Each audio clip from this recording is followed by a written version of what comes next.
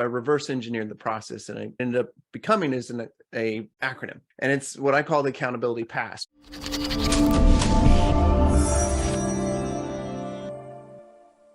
I believe in the power of accountability, creating cultures of accountability. As I always say, it makes good companies great and great companies unstoppable. Why is it so important for you? There's two different sides of the coin of accountability. To me, there's the accountability that has to do with holding others accountable. And then there's the accountability that has to do with holding yourself accountable. So I primarily focus on that one in my book because that's the one we have the most control over, really.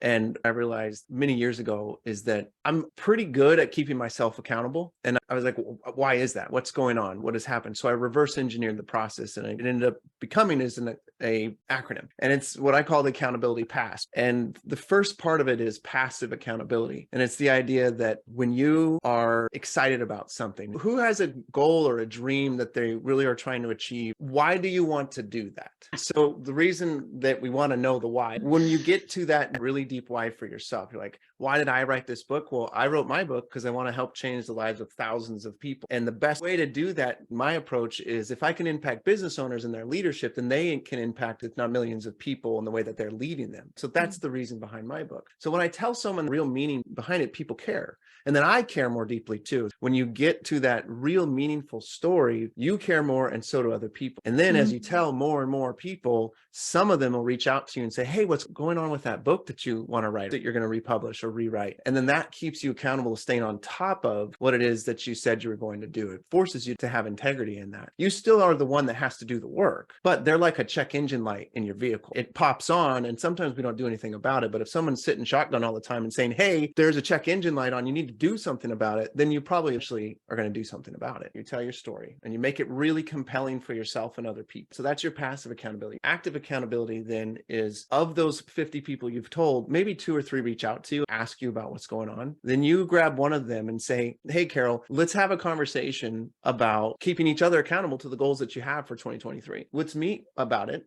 every other week and talk about it over a 30-minute phone call or Zoom or in person. And that creates this really strong accountability to making sure that you follow through on what you say you're going to follow through on. And in leadership, we need that desperately because when you're the top dog, it's really difficult to have other people to turn to. So when you can find somebody around you that's a friend that already cares about what you're doing, it makes a big difference. And then first S is structures. When you use a digital to-do list, it creates opportunity for you to put recurring tasks in there. And often when it comes to accomplishing things and saying accountable, it's the recurring things we need to be accountable to. So the digital to-do list helps you with that. And then the second structure is a calendar. So then the calendar is all your meetings with people, right? So if the to-do list is the things, then your calendar is the people. And then lastly, it's self-accountability, which is the idea of if you're in the airplane, you can scoot your butt to the very edge and then go, nope, I'm not going to do it and scoot back. But as soon as you lose gravity, it's over. You can't get back into that plane. It's the same thing when we commit to things and when we are leading and we want to improve in our leadership. We need to find whatever it is that will make us go to that point of no return. So whatever that is for you for 2023 or for right now, figure that out and that'll help you to stay accountable because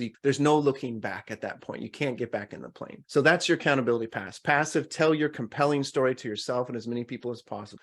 Active, get one person on board to meet with them consistently to talk about your goals. Structures, use that to-do list and use your calendar. And finally, self-accountability. Find that point of no return. Whatever that is for you, figure it out and commit to it.